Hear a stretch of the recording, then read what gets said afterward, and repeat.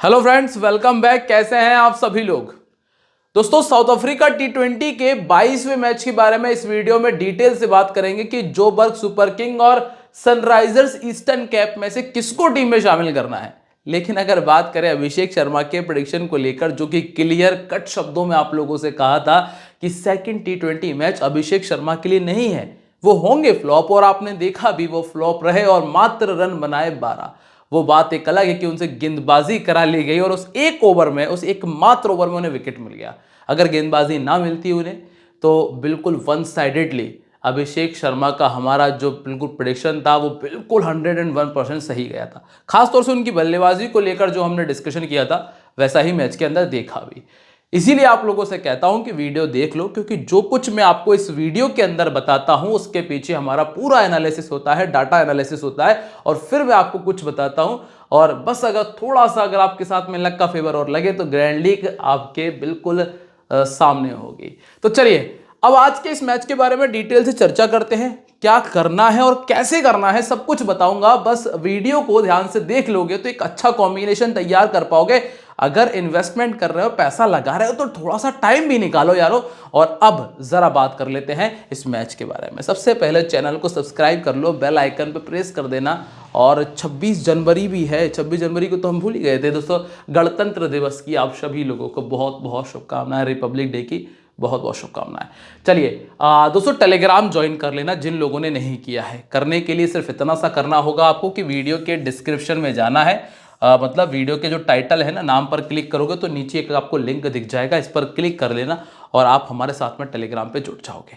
अब सबसे पहले अगर हम बात कर लें ग्राउंड के बारे में, तो मैच होगा द वेंडर्स स्टेडियम जोहानिसबर्ग में।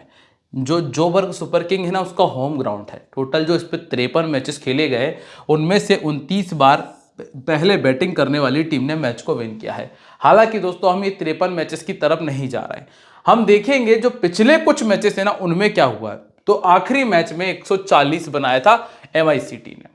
फिर इसके पहले जहां पे डरबन ने 211 बनाया था और जोबर्ग ने बनाया था 142। फिर यहां क्या हुआ, 138 बना और वो चेस हो गया था एक विकेट के साथ में। और यहां बना था 162 और वो भी चेस नहीं हो पाया था MI से। अब यहां पर स्कोर करने वाले प्लेयर का अगर आप नंबर देखेंगे तो आपको क्या देखने मिलेगा कि नंबर 6 के प्लेयर ने स्कोर किया, फिर यहाँ पर नंबर 5 का प्लेयर स्कोर कर रहा था, यहाँ पे ओपनर ने स्कोर किया और फिर से नंबर 6 के प्लेयर ने स्कोर किया। तो एक बहुत कॉमन सी चीज़ जो आपको भी समझ में आ रही होगी, मुझे भी समझ में आ रही है, वो यही कि पावर प्ले के अंदर दिक्कतें रही हैं बल्लेबाजों को। जैसा कि 2 विकेट आए, 2 विकेट यहाँ, 4 विकेट हमने यहाँ देखा। तो पावर प्ले की कहानी कुछ इस तरह से चली है कि स्टार्टिंग में नई गेंद से बल्लेबाजों को बैटिंग करने में दिक्कत आई। इसी वजह से मिडिल ऑर्डर ने स्कोर किया। और मिडिल ऑर्डर अगर स्कोर कर रहा है तो हमारा मेन फोकस होगा मिडिल ऑर्डर के ऊपर। ये पुरानी पिच रिपोर्ट रही है। अब इस मैच में मतलब जो ये मैच के अंदर पिच कैसा रहेगा वो तो खैर मैं आपको टेलीग्राम पे शेयर करूंगा ही करूंगा, लेकिन ये भी चीजें जो आपको ग्रैंड लीग के कॉम्बिनेशन तैयार करने में मदद करेगी। अगर हम सेकंड इनिंग की बात करें तो यहाँ पे डुप्लेसिस ने स्कोर किया, ड्यूप्लोए ने यहाँ स्कोर किया, यहाँ पे नंबर 4 के प्लेयर ने स्कोर किया और फिर यहाँ पे नंबर 5 के प्लेयर ने स्कोर किया। कंसिस्टेंसी हमें नजर नहीं आई। फास्ट बॉलर और स्पिनर्स में अगर देखें तो लगभग लगभग इस मैदान के ऊपर फास्ट बॉलर्स का जो पलड़ा रहा है वो ज़्यादा भारी रहा है। तो जो डोमिनेशन फॉर्म में है वो फास्ट बॉलर्स थे। स्पिनर्स को एक इस मैच में थोड़े से ठीक विकेट मिले थे और एक यहाँ पे ठीक विकेट मिले हैं। बाकी फास्ट बॉलर्स ने ही ज़्यादा अच्छा किया है। और एक और मैच है जहां पे आप देखोगे नंबर 3 के प्लेयर ने स्कोर किया, क्योंकि पावर प्ले की कहानी कुछ ऐसी रही है, फास्ट बॉलर्स को स्टार्टिंग में मदद मिली है। तो ये जो चीज़ है ना, ये आपने उम्मीद करता हूं कि नोट कर ली होगी, खासतौर से पहली इनिंग के लिए। दोस्तों यही वो चीज़ें हैं जो आपको बेसिक्स जो है ना, ये छोटे छोटे से बेसिक्स जो है ना, ये आपको ग्रैंड लीग के कॉम्बिनेशन तैयार करने में मदद कर देते हैं। अब दोनों टीमों के हेड टू हेड मैचेस की बात करेंगे, लेकिन अगर आप लोगों ने वीडियो को लाइक नहीं किया है ना तो दोस्तों वीडियो को लाइक जरूर कर देना। उम्मीद करूंगा कि आप इस वीडियो के अंदर 3000 लाइक का जो हमारा बहुत छोटा सा टारगेट है FTH फैमिली की तरफ से उसे पूरा कर दोगे। रिपब्लिक डे है, 3000 लाइक होने चाहिए। अब यहां पर देखें 165 बनाया था पिछले मैच में, जिसमें एडन मार्कराम के 43 थे, डेविड ने 37 बनाया, स्टब्स का 35 आया था, येंसन के 2 विकेट और ग्लेसन के भी 2 विकेट थे। तो दूसरी तरफ डेवॉन कॉनवे ने 43 और इवन जॉन्स ने 2 विकेट निकाले। इसके पहले जो एक और मैच इन दोनों टीमों ने खेला था उसमें वैन मैटसन का 32 आया था, डेविड मलान का 40, डैनियल वॉरेल के 3 विकेट, मार्को येंसन के 2 आए थे और पैट्रिक क्रूगर ने 3 विकेट निकालकर अपनी टीम को दिए थे। अब दोस्तों यहां पे अगर आप लोग ट्रेडिंग कर रहे हो और ट्रेडिंग करना चाहते हो तो क्या करना है, आपको स्पोर्ट्स बाजी एप्लीकेशन को आपको डाउनलोड करना है। स्पोर्ट्स बाजी एप्लीकेशन पे ट्रेडिंग बहुत ईजी है। इस पे आपको ट्रेडिंग करने के लिए सिर्फ इतना सा करना है कि आप मैच ओपन करोगे, ट्रेडिंग पे क्लिक करोगे और आपको बहुत आसान से सवालों का जवाब देना है, जैसे कि Johannesburg will win the T20 match against eastern cap. अगर आपको लग रहा है कि जीत जाएगी, आप अपना प्राइज मनी सिलेक्ट कीजिए, जैसे कि हमने 6 पर पुट लिया है, 5 पर भी आप ले सकते थे। अब जैसे कि अगर आपने 100 क्वांटिटी ले ली है, 600 रुपए की आपको क्वांटिटी मिल गई है। अब अगर मैच फिनिश होता है और जोहानिसबर्ग JSK इस मैच को विन कर जाती है तो क्या होगा? अगर JSK इस मैच को विन कर जाती है तो आपको सीधा सीधा 1000 रुपये मिल जाएंगे।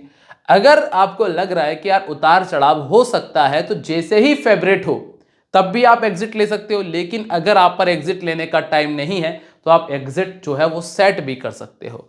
अभी हालांकि हमने यहाँ पे जो क्वेश्चन लिया है वो है कि क्या पहले बैटिंग करने वाली टीम पहले ओवर में 7 रन बना सकती है या नहीं बना सकती है। 7 रन वैसे बहुत बड़ा टारगेट नहीं है और दोनों टीमों के जो ओपनिंग पेयर है वो काफ़ी हद तक बेहतर है, तो हाँ मैं मान के चल रहा हूँ कि 7 रन बन सकते हैं।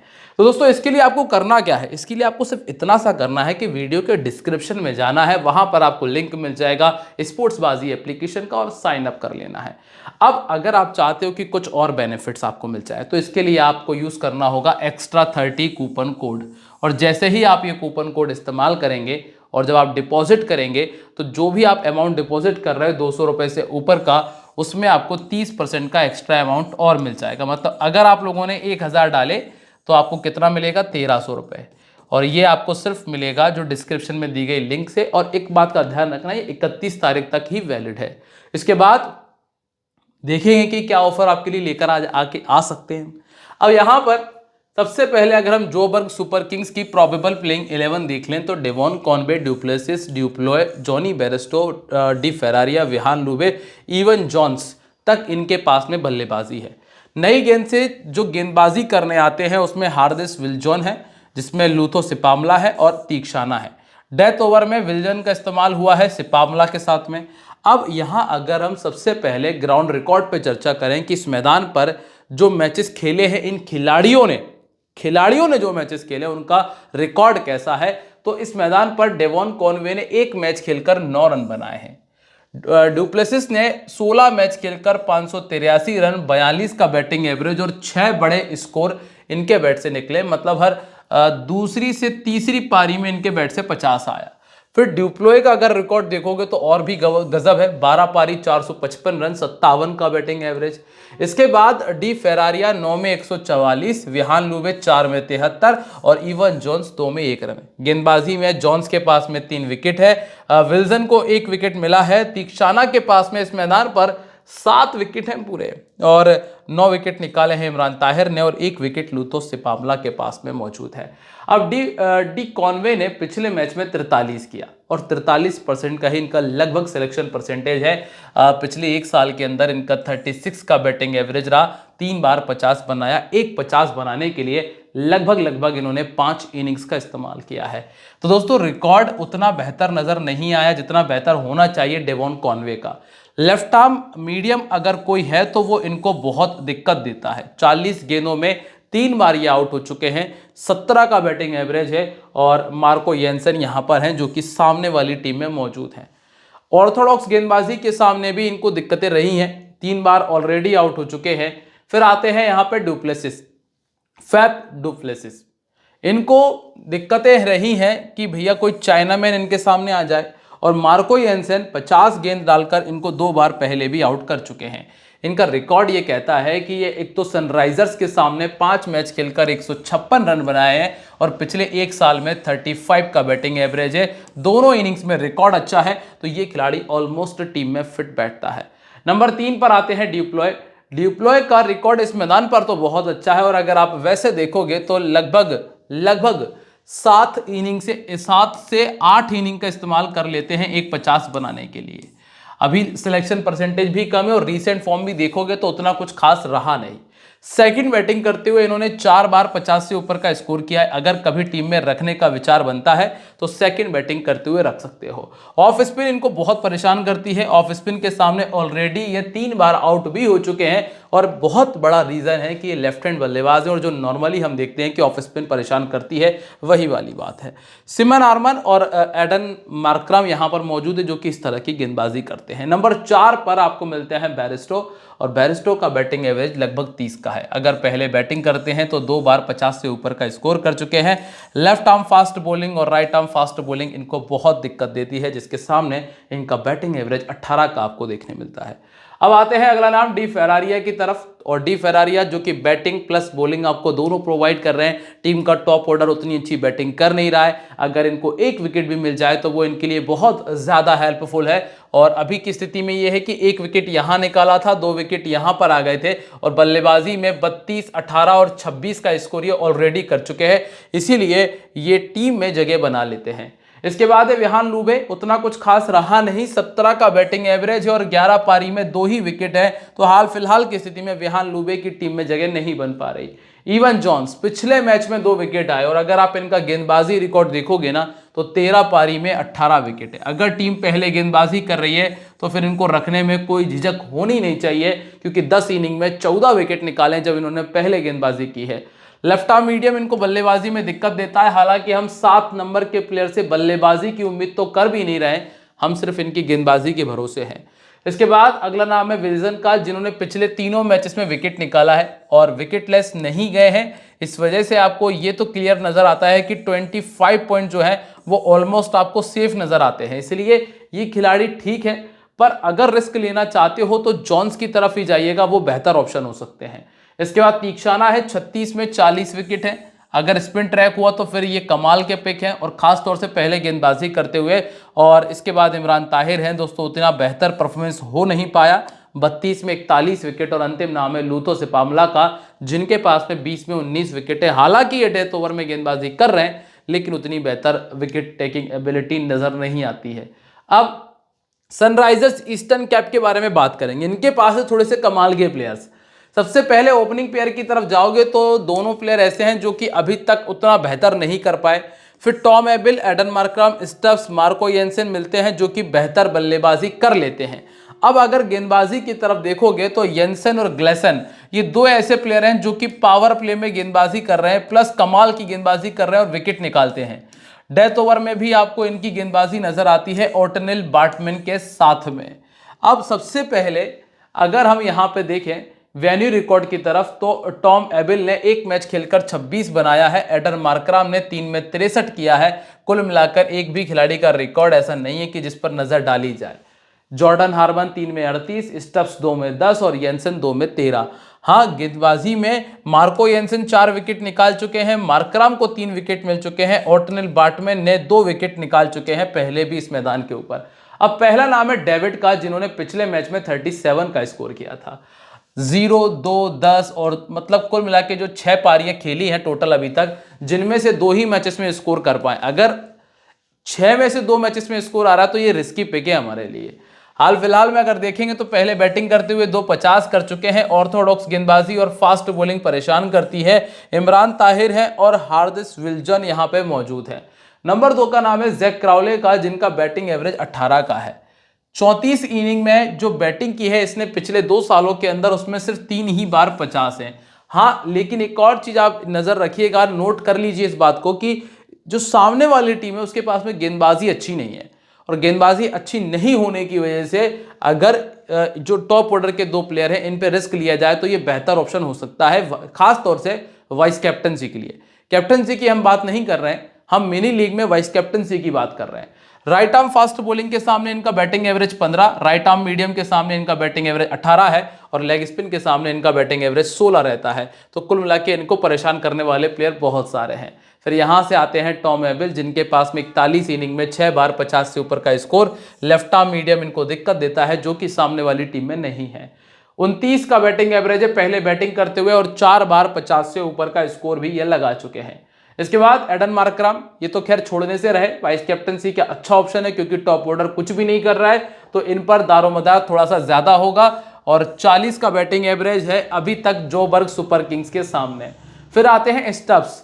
दोस्तों वही वाली बात है, अभी हमने जो पिछले एडन मार्कराम के लिए कहा था कि टॉप ऑर्डर कुछ खास कर नहीं रहा है तो पूरा जो हमें डिपेंड रहना पड़ेगा वो मिडिल ऑर्डर के ऊपर है।